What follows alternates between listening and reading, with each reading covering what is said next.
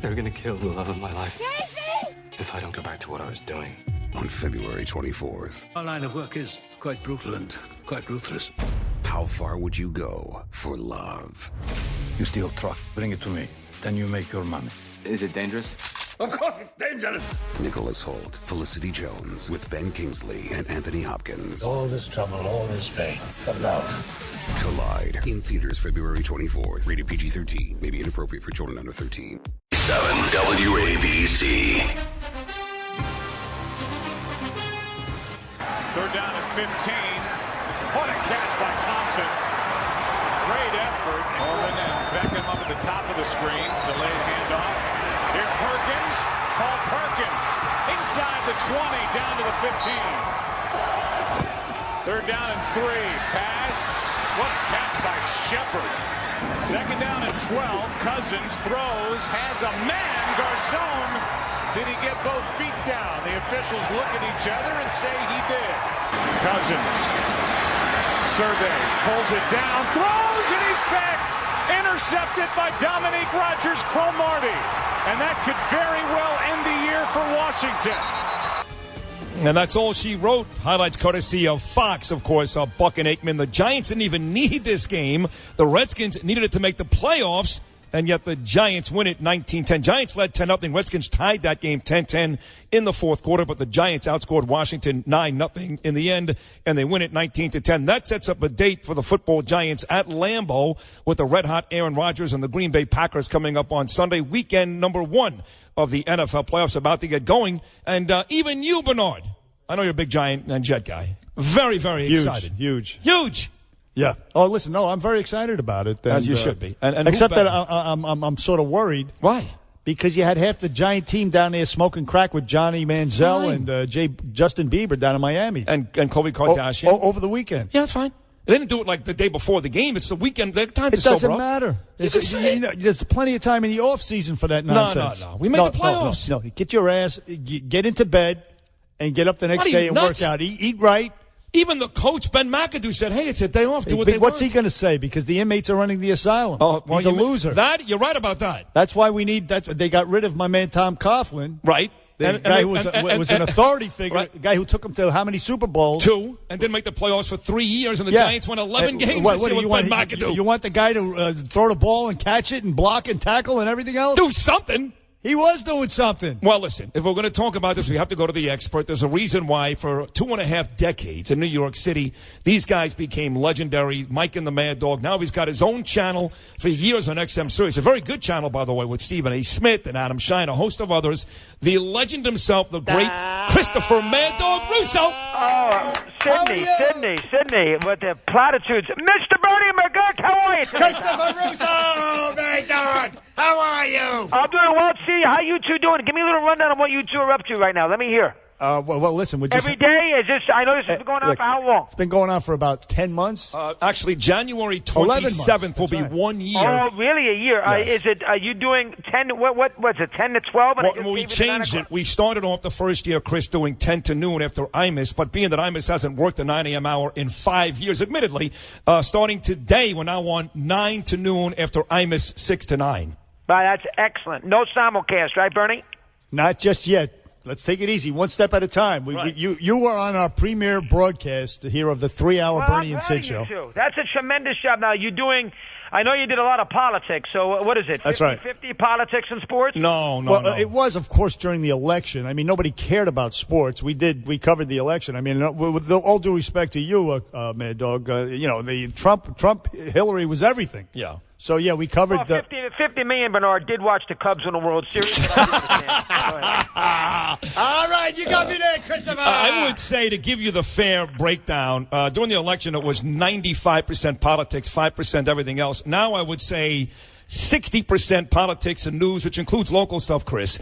And the other 40%, anything from the Giants to Mariah Carey on New Year's Eve. How about that? All right, so there you go. So it's 50. It's kind of a 50-50 thing right now. There'll be a lot of sports because there's a lot going on in sports. So right now you're being into that a little bit. Yeah, yeah. Well, we're going to be all over the place. I mean, this is day one of the new year. We're going to see what happens, Christopher. Yeah, you guys will do a good job. And by the way, Bernie, you are 100% right. I mean, if a Giant fan wants to scream and make light and make fun of, as they have for 7 years, of the trip that Romo and Jason Witten made before the divisional round with the Giants and the Cowboys, and the Giants ended up beating Dallas on the way to that first Super Bowl, and the fact that they took a little mini vacation and boarded the Giant fan revel in the idea that the Cowboys did that and the Giants beat the Cowboys, that same Giant fans got to say the same thing here. Thank you. You got to go to a yacht. On New Year, now McAdoo can't say anything because he needs the players to play well. He can't antagonize them. He's got to keep his mouth shut. But the idea that if you think anybody in Giant Land, including the owner, like the idea that 4 of his wide receivers jumped on a plane from Teterboro in the wee hours of the morning to fly down to see Justin Bieber to hang out in Miami, day off or not, to hang out in a yacht at 6 into the wee hours of the night, that is absurd. They can't say anything, but that's the last thing they wanted. Well, let me say this, Chris, as a diehard Giant fan, as you all know, being friends for 2 decades. Now, we'll preface this by saying that I'm very close with Lawrence Taylor, but I know what Odell Beckham is. This is what he is. He's a Hollywood sniffer guy. He hangs out with Khloe Kardashian. He drinks. He parties like a maniac. But you know what? He's one of the 3 best wide receivers in football. He's got 6 days to sober up. What do I care what they do 6 days before the game? But number one, how come the Giant fan didn't have that same approach with Romo and Witten when they bailed out on the Cowboys? Hypocrites. That's why. Because we're hypocrites. I was on the air in New York at the time. Yeah. Oh, we took call after call. What a joke. Dallas doesn't respect us. Right. Romo's a phony. He should be preparing for the first divisional game. And they did it during a bye week. They had a bye that year. It's true. The Giants have a game on Sunday. So if we lose on Sunday, Monday morning, I'll come on and blame it on the weekend. How about that? No, but you understand. That's you're a right. bad optic. Yeah. I mean, come on. That is an awful look to go to down to I mean, geez, if you want to hang out in some clubs, you can't find some in New Jersey for crying out loud, or New York City. You know what? Stay out of it. That's a joke. And with Johnny Manziel too, for God's sake. That's a mess. Come on, Sid, you can't defend that. Jeez, you can't defend it. So Victor Cruz actually deleted the pictures he posted on those. Yeah, he looked mess. I just know that. Hold on now. If Victor Cruz thinks he didn't do anything wrong, why did he delete the picture? Right, that's my point. Exactly. Because he's getting a lot of people like you are yelling at him. He did do something. So but tell him, still, Chris. who cares what people think? If he thinks he didn't do anything wrong, and Victor Cruz likes to be part of the media, and he likes all the pats in the back, does radio shows, does this, does that. Right. All of a sudden, if he did nothing wrong, why does he fight everybody? He says, "Hey, what did I do wrong?" Get him, man, dog. To Miami. Get him, man, dog. Here is the big. Come on, Sid, you can't defend it. Come on now. You're the same guy said 5-10 years ago was killing Romo. Now this means nothing. That's not fair. I will say this: I'm not defending. I just don't care. I mean, I don't think it matters come Sunday against. How come the Giant fan made such a big stink about this? Because we need something to call you about, Mike and the Mad Dog, every single day. That's why. No, he's an apologist, Christopher. That's all he is, an apologist for the Giants. He doesn't care what they can do no wrong. No, I love that. The Giant Packer game this week is a tremendous game. Who's going to win the game? Who's going to win that game? Boy, I don't know. It's in Green Bay now, in the frozen tundra. Come on. Bernard, I know the game isn't in Siberia. Relax. Hey, listen. These guys, I know it's in Green Bay. What's the matter with you? They got like white around their nostrils God there. almighty, you Bernard. No, the game's a neutral site. I mean, my goodness gracious. Come on. I saw the Packers. I think I would lean towards Green Bay. Yes. For 2 reasons. Rodgers is going to hear about how Manning beat him there 5 or 6 years ago, and he didn't play well. Right. Manning's got more playoff wins and has the same amount of playoff wins in that stadium that he does. 2-2 for Rodgers, 2-0 for Manning. That's going to bother him. And the Giants are, they're testing the law of averages, trying to win 3 in a row in the postseason. Tough. In that stadium. Yeah. Plus, I don't buy the fact that the Giants or that Eli's all of a sudden going to find the fountain of youth. He's not had a good year. He had a great pass there in the fourth quarter the other day. Yes. But he has not had a good year. And he's going to have to make some plays offensively Saturday or Sunday afternoon. And I'll bet that he'll come up a little short. So I think it'll be a close game. And I wouldn't be shocked. I think it could go either way. but I'll take the Packers. By the way, Eli Manning turns 36 years old today. Today is Eli Manning's birthday. Then tell me this, just overlooked to get past both conferences. The Giants, of course, swept the season series, Doggy, from Dallas. If they last that long, that'll be an interesting NFC Championship matchup. But if they don't, won't be a championship matchup, but I understand. The game the week before, right? So you tell me then, who do you think right now? Dallas is the 1 seed. If the Giants are gone, does Dallas just move on to the Super Bowl? Is it that easy? Well, I wouldn't say it's that easy. I do think New England's going to be an easy. They are going to get there. I mean, they might play Pittsburgh, which would be dangerous, and you have to outscore the Patriots in Foxborough. You're not going to win with defense. You got to outscore them. And the Steelers can score, but the Steelers got to win a game in Kansas City first. But New England's going to be there. Let's assume New England's in Houston. I think Dallas, the last team they want to see divisional weekend is the Giants. I think they'd rather see Green Bay because of the Green Bay defense. Everybody is basically forgetting about Atlanta. Atlanta might, who knows? Maybe Atlanta's finally going to do something. Defensively, they're never great. Matt Ryan's not been a good postseason player. So, I mean, maybe Atlanta's going to have a run. I think the winner of this, I think if the Giants win Sunday, I definitely think they can get to I definitely think they can get to the Super Bowl. We just got some. If they can win Sunday, but I think Green Bay will win. They're not going to. I think Dallas will beat Green Bay. I think Atlanta will beat Seattle. Atlanta will be at Dallas. It'll be a hell of a game. I'll say Dallas and the Pats. This just came in, Christopher Mad Dog Russo. Eli Manning and Jason Pierre-Paul, they were just cited in L.A. with Charlie Sheen and Lamar Odom. Oh, no kidding. Yes, really? yes. These pictures just came in. It's not going. They're not winning. They're not winning this weekend. Listen, boy, Sid taking a pass. That's a disgrace. It really is. Better than that. All right, well, who do you forget you, Bernie? You're still worrying. I'm not asking you.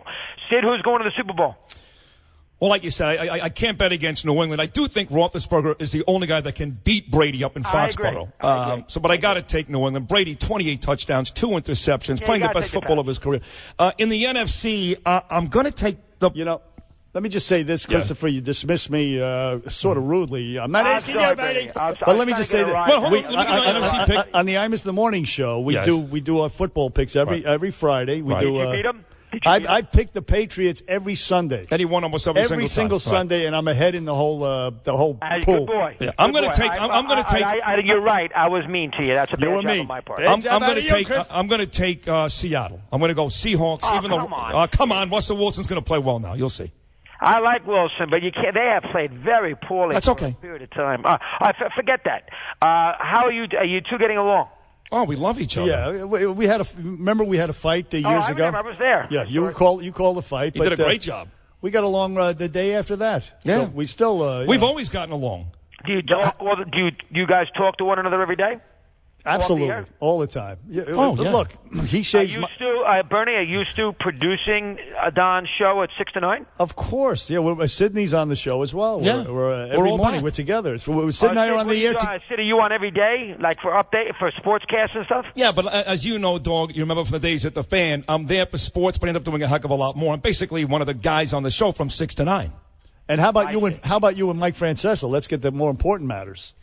What would you like me to tell you? Are you still talking to him? We spent a lot of time together. We did that show at Radio City. Do you still hate him? Of course, no, I don't. What the heck? How do you hate somebody with him for 19 years with all the success we have? You stopped hating him. He doesn't hate him.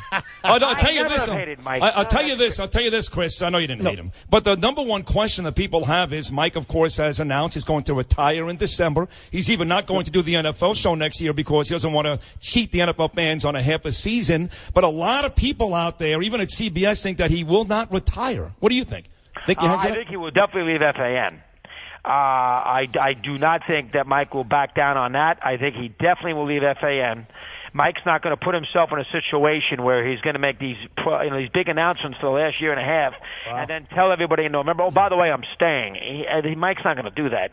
So he is going to leave FAN, and Mike will be able to work. He's not retiring. No, absolutely not. You think Mike's going to retire with 3 little kids at home? No chance. In that house all day? You saying he's broke? No, Mike, he don't want to play father, nor do I. I'd like to retire too. Has he got a gambling problem? Hang out an 11-year-old all day? Let my wife handle it. No, I want to go out there. I want to work. I want to talk sport. Mike will be heard in some capacity. I don't think he's even thought about what that capacity might be, but Mike will be hurt in some capacity. Chris, maybe he comes to serious. I was going to say, would you kick out Stephen A. Smith or Adam Shine tomorrow? Put Francesa on your channel. I think Stephen A. Smith. I will say this. The reports are that Stephen A. Smith is leaving. I will throw this out there just to have some laughs. You ready? Yes. Yeah. And Mike would never do it, but I will. The door is open anytime. The reports are, Christopher, that Anytime. Stephen A. Smith is leaving Mad Dog, the Mad Dog Radio. I have not heard that specifically. Okay. But you know about forgetting that for a second, Mike's not going to come if that is true. Obviously, at 1 o'clock in the afternoon or whatever time it is, and if he's going to leave ASAP, how does Mike? He can't come anyway. Right. But when Mike's contract is up and he is a free agent, if Mike wants to work, and forget our channel here, any channel he wants to work at Sirius XM, that's a done deal. Nice. Very good. Listen, Christopher, I'm dying to ask you, I'm a huge fan of the most exciting sport out there right now today is the UFC, man. Is the UFC come on, come. Oh, that's terrible out of you. I love you, I wouldn't watch that. I wouldn't Why watch not?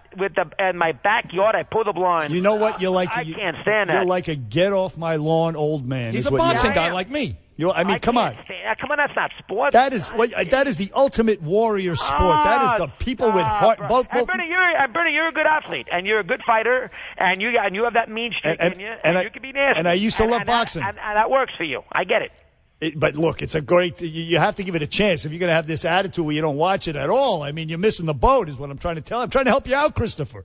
I can't stand that. Neither could I. I'm right with you. I can't stand. What else can you tell me? The two of you. I'm interested in my old two buddies. You getting along? Again, you getting along? We get along great. Yeah, we get along fine. You know, here's the thing. I'll tell you the truth. We shave each other's private backs. Why don't you syndicate this show and make it a syndicated show? That's the plan. It's in the works. But see, here's what you have to know, Chris. When I was fired by FAN back in 2005 and was excommunicated. Not the first time. Right. That was the third time. And I was excommunicated, came to Miami, where you were very good to me all these years. Bernie and I kept in touch for 12 years when I was away in Miami. Right. And when, in fact, the opportunity arose here to do some fill-in shows last year, Bernie helped make it happen. So, in fact, we finally got the job full-time. So we've been friends for 15 years, even though I wasn't even here in New York City. So we love each other. Now, who takes the lead on this show? Who's the director? It's 50-50. 50-50. Now, listen. Who opens up the show? Our Flirty Flipper, our producer, she is the boss, and she opens up. Who says good morning? Who's the first guy that says? Usually me. Actually, I carry most of the show. Yes. I got to tell you, it's all been on. Hey, listen, Christopher. One last thing. People don't know this about you. You're a huge reader, which I love. I am as well. In fact, I remember back in the day you were talking about Nathaniel Philbrick in The Heart of the Sea. Yeah, I've a lot of good books. Fantastic. And I heard you recently reference a guy named Jay Winnick. He's great. He's fantastic. I read a book, 1944 by. I didn't love that as much. The 1865 book is better. What? Did you ever read that? No, I heard you mention it. I plan to read it. That's a great book. But it's all about April of 1865. And 1944 is about how the Franklin Delano Roosevelt screwed the Jews in Europe, essentially. That's right. That centers on the Holocaust and escapees and all that. Yeah. The other book, 1865, is about Lincoln, the end of the Civil War, who the logical, I'm going to check it out. Vice president was going to be. That book is I would recommend that book. That's a tremendous Mad Dog, book. You're a great guy. We love you. Thanks for coming on the Bernie and Sid show. Keep it going. Good to see you guys have some success. Thank you, Christopher. Always a pleasure. We'll talk to you again. Christopher Russo on the Bernie and Sid show back after this. They're gonna kill the love of my life if I don't go back to what I was doing.